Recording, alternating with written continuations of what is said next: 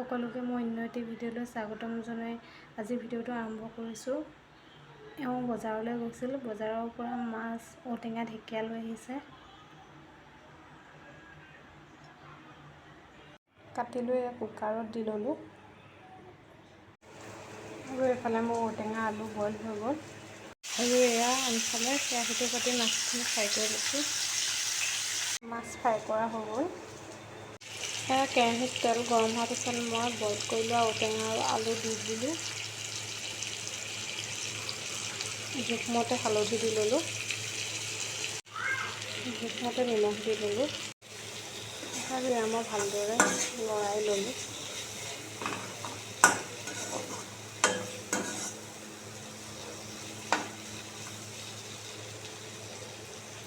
আৰু এতিয়া মই ইয়াত ঔটেঙা আলু বইল কৰা পানীখিনি দি ল'লোঁ আৰু এয়া ভালদৰে উতলাৰ পিছত ইয়াত মই মাছবোৰ দি দিম।